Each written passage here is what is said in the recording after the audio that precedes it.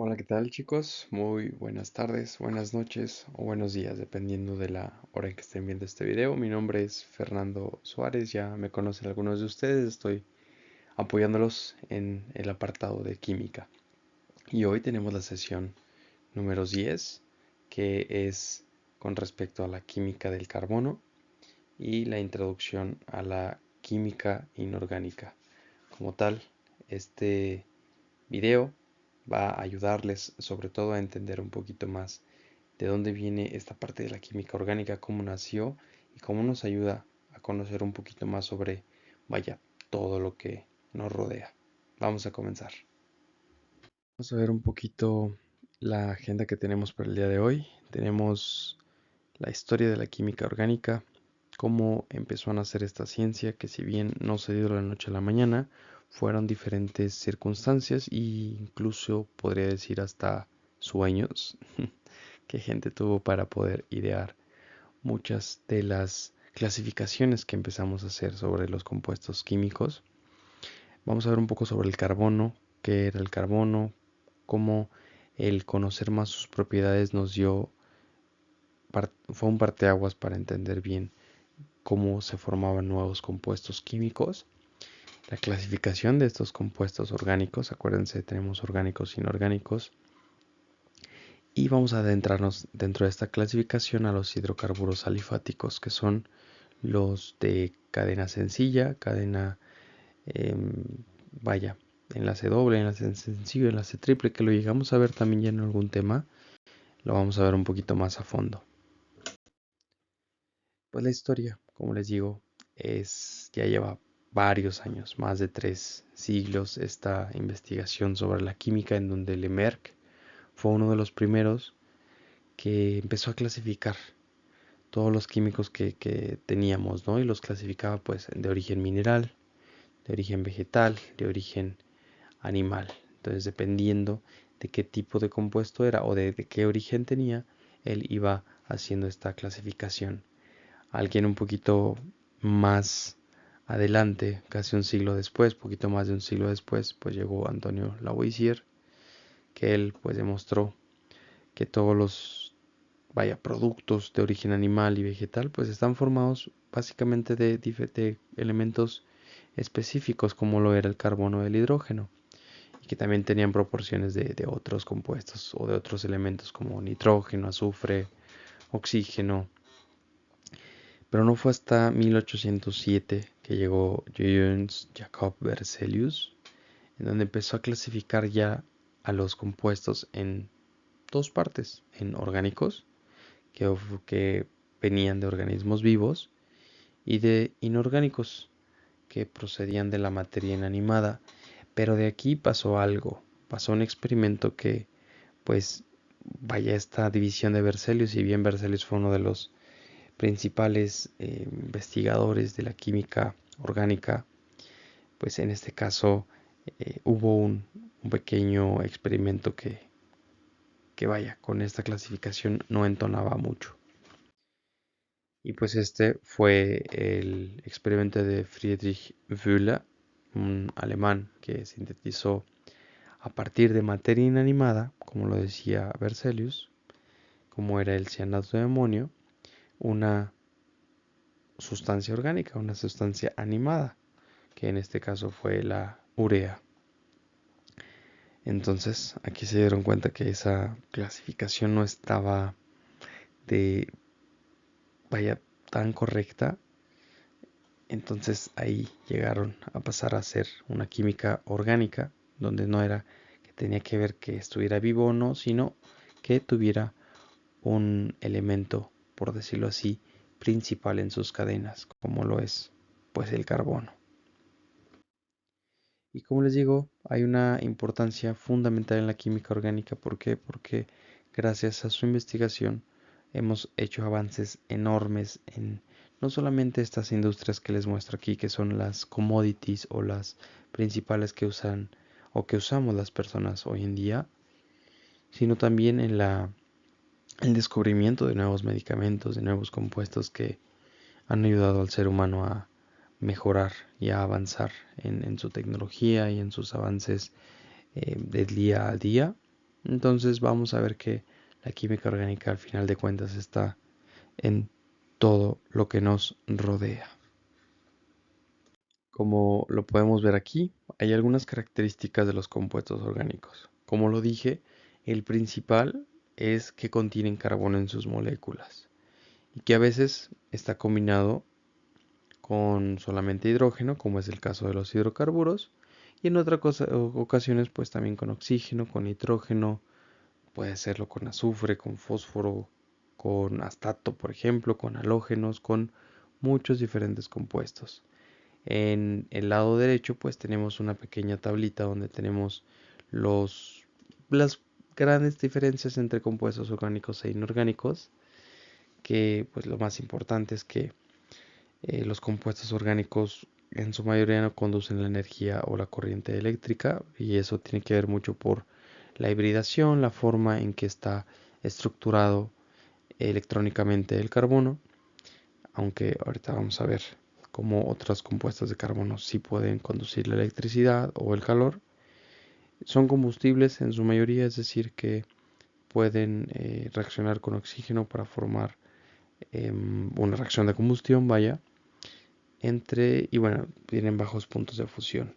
Los compuestos inorgánicos ya fueron vistos en casi su totalidad en los últimos, vaya, en las últimas clases, así que aquí para adentrarse pues es cuestión de ver los videos que tenemos para ustedes conforme a este tema. Y en los enlaces también lo llegamos a ver un poco cuando estábamos viendo eh, el tipo de enlaces que existían en los compuestos. Enlace sencillo, por ejemplo aquí vemos un enlace carbono-carbono sencillo. Enlace doble, pues ya tenemos dos electrones de cada lado unidos, y un enlace triple en donde el carbono está enlazado con otro carbono con tres enlaces o tres electrones de cada carbono.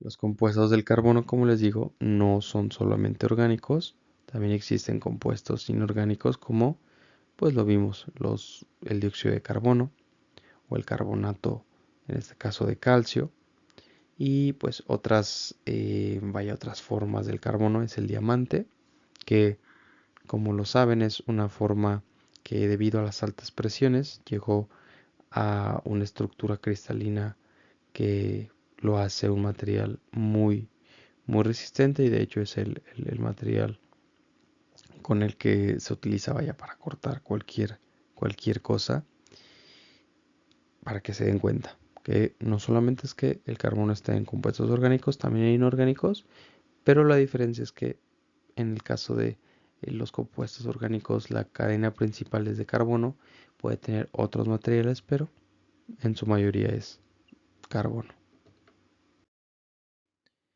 Y hablando ya de carbono, recuerden, aquí tenemos la configuración electrónica en donde tenemos dos electrones en el orbital o suborbital 2s, dos en el orbital 2p, y pues ya el diagrama de orbitales se vería como lo vemos a continuación en este recuadro. Y todas las teorías y modelos han llevado a la comprensión del comportamiento de todo lo que existe, es decir, que todo lo que conocemos o todo lo que hemos reconocido hasta este punto es gracias a los modelos y las teorías que hemos visto. Y esto ya lo vimos antes, la regla de Hund, principio de exclusión de Pauli, todas las leyes que empezaron a construirse fueron dando parte a lo que conocemos hoy como la química del carbono. Algunas de las hibridaciones del carbono, como lo recordarán, el carbono al tener dos enlaces, perdón, dos electrones en su capa 2p, puede sufrir una hibridación, que quiere decir que los electrones del orbital 2s pueden saltar al 2p para hibridarse. Una hibridación es una unión de dos diferentes, en este caso dos diferentes orbitales, o de dos diferentes sustancias o combinaciones de diferentes compuestos. En este caso, pues las hibridaciones pueden ser, en el caso le llaman de sp3, en donde se combina un orbital s con 3p, y aquí se forma un enlace tipo sigma. El enlace tipo sigma es un enlace sencillo, y tiene ángulos, si se fijan entre ellos, entre carbono e hidrógeno, más o menos como de 109.5 grados. Para esta hibridación, pues los carbonos o los alcanos son los que presentan estas hibridaciones.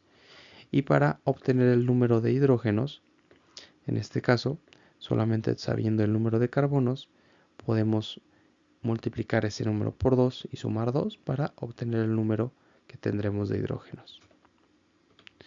En el caso del sp2, los enlaces carbono-carbono resultan en un enlace sigma, que es el enlace sencillo que teníamos, y el siguiente enlace por la hibridación que tiene el carbono, y si se acuerdan de los orbitales, de los números cuánticos, tenemos también diferentes arreglos geométricos, que es el lugar más probable en que se podrá encontrar los electrones, que es un enlace en este caso tipo pi, y que pueden unir sus electrones también. Por eso ahora son dos enlaces los que tienen los carbonos entre ellos, y ahora la fórmula, y bueno, forman un enlace de 120 grados, y la fórmula que tienen entre, para saber los carbonos, los hidrógenos, pues es solamente multiplicar el número de carbonos que tengamos por 2.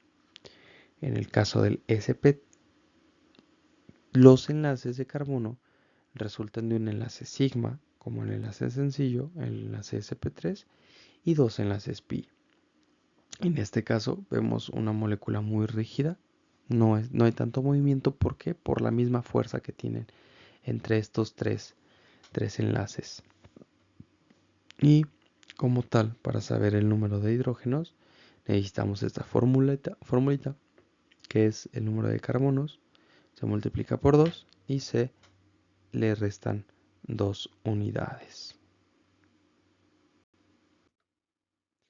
Aquí tenemos un pequeño resumen de las hibridaciones sp3, sp2 y sp, en donde vemos sus orbitales, cómo se hibridaron, los enlaces que se formaron y en este caso pues la geometría, qué geometría tienen, dependiendo, acuérdense de ese número cuántico azimutal o geométrico, los ángulos que se forman entre ellos y el tipo de enlace que van a obtener.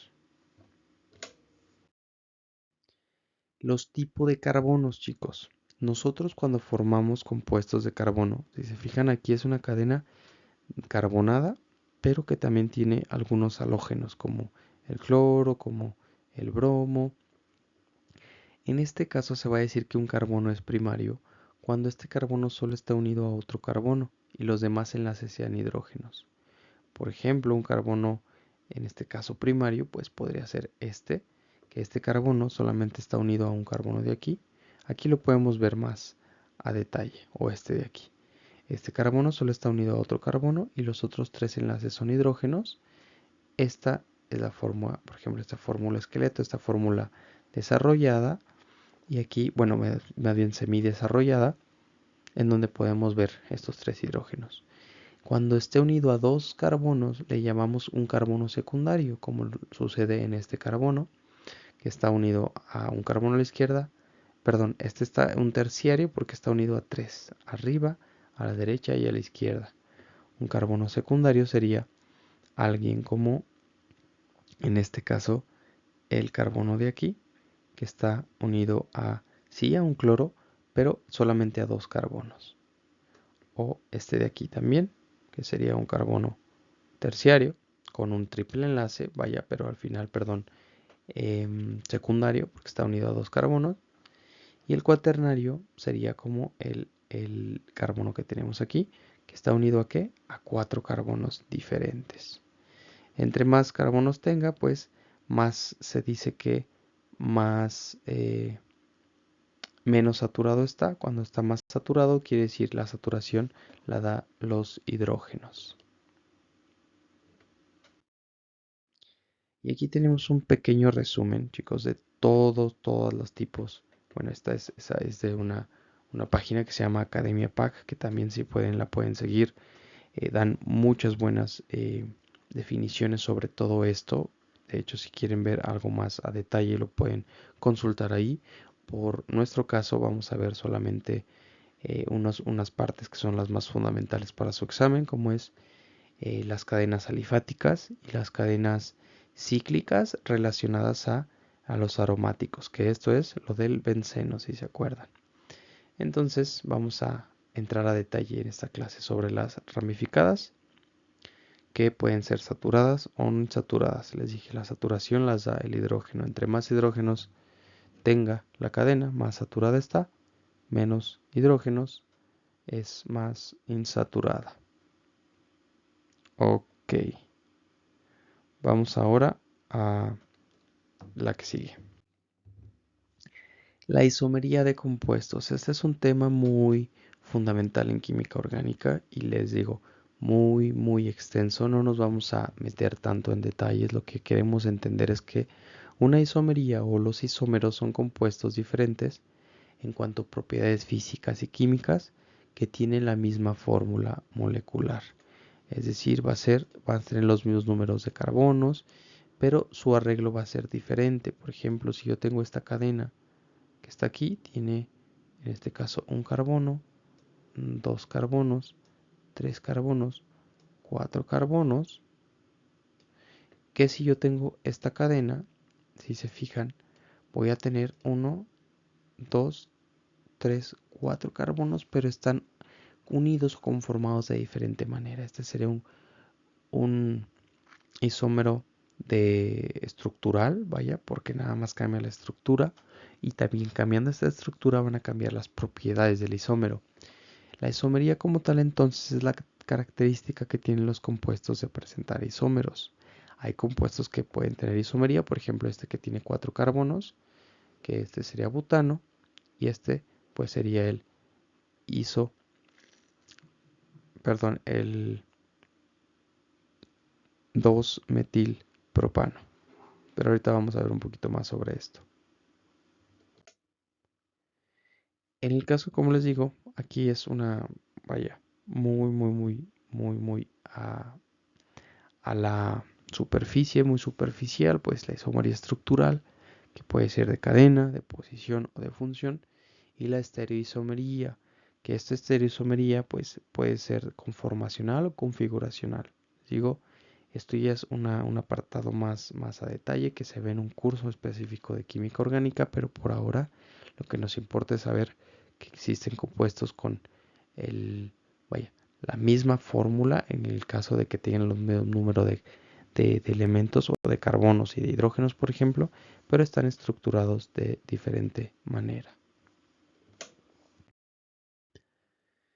En los alcanos, ¿qué tenemos en los alcanos, chicos? Los alcanos, como les dije, presentan hibridación sp3, es decir, solamente enlaces sencillos. Los primeros alcanos, si se fijan, pues se forman al unir carbonos con otros enlaces de carbonos y teniendo hidrógenos a las orillas. Y los alcanos generalmente tienen la terminación pues ano para darle la forma de alcano en la nomenclatura IUPAC. Vamos a ver un poquito sobre la nomenclatura, cómo se nombran estos compuestos.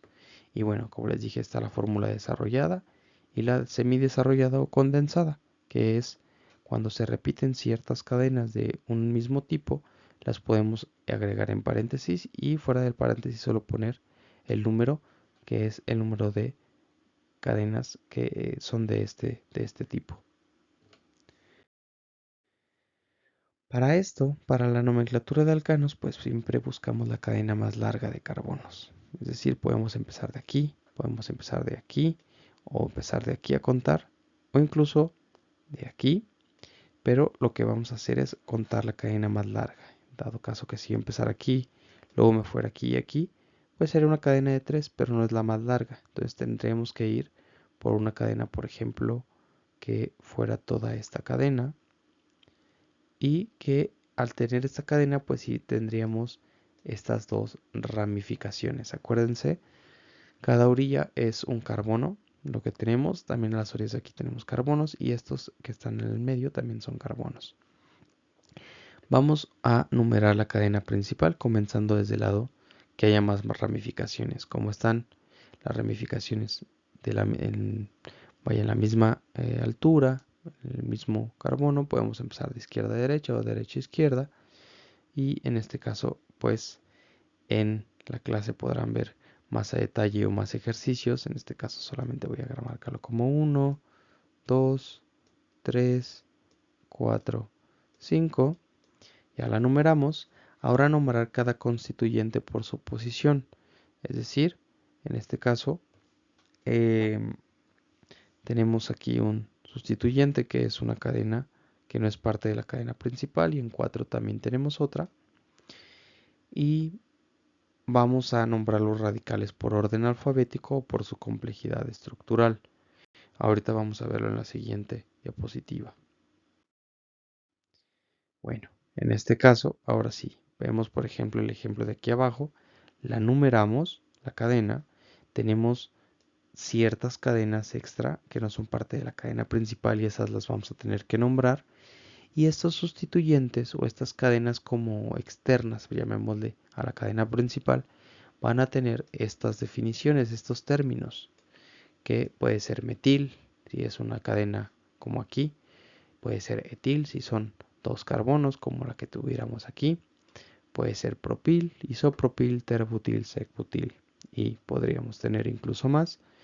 En este caso, primero empezamos a numerar del número más bajo, sería el 2, en el 2 hay un metil y hay otro metil aquí abajo.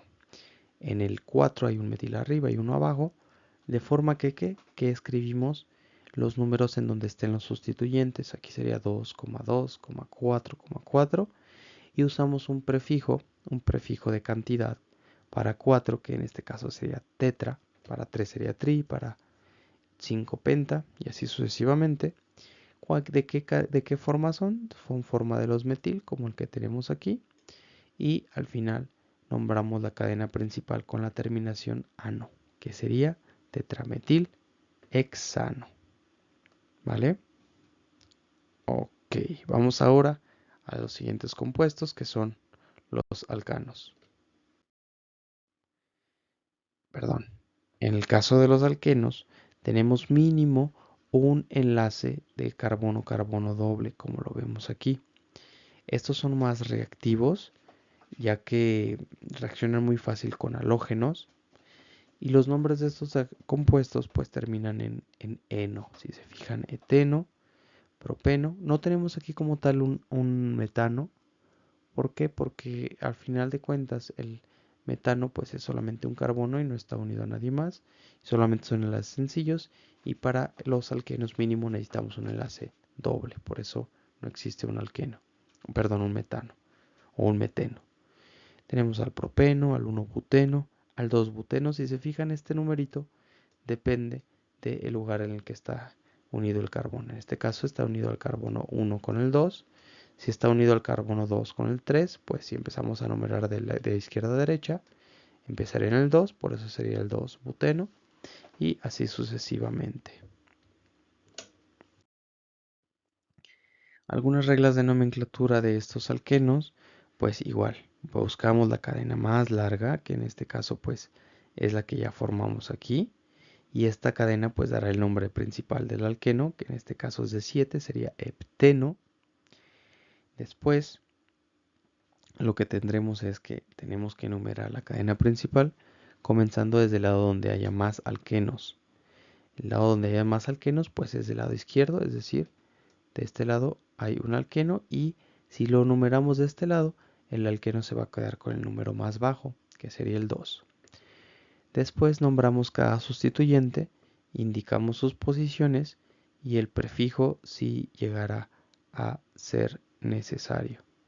En este caso, vamos a nombrar cada sustituyente. Tenemos este sustituyente que es un carbono, y acá tenemos otro carbono en que está en la posición 3 de la cadena principal, y aquí tenemos otro que solamente es un carbono en la cadena o en la parte 6 de la cadena principal.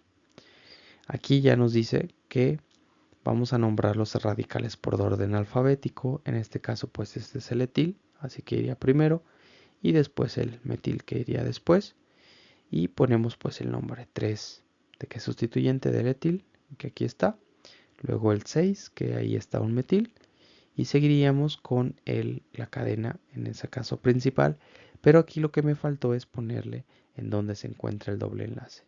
El doble enlace pues se encuentra en el 2, y ahora sí podríamos el guión hepteno. Si hay dos o más alquenos, tenemos que usar también la parte di, tri, tetra y así sucesivamente. Ya para terminar, chicos, pues los alquinos como tal tienen mínimo un un enlace carbono triple. Estos son muy reactivos y no se encuentran como tal así en la naturaleza. Son la mayoría sintetizados por el hombre y en este caso tienen su terminación ino para saber que es un alquino. Aquí igual que la vez pasada, el número que tengamos aquí va a ser el lugar o la posición en la que se encuentre el triple enlace. Algunas reglas en este caso, pues bueno, este es el ejemplo del alqueno, pero las reglas son muy similares a las de los alquinos, así que vamos a hacer ejercicios durante la clase y para que quede un poco más claro.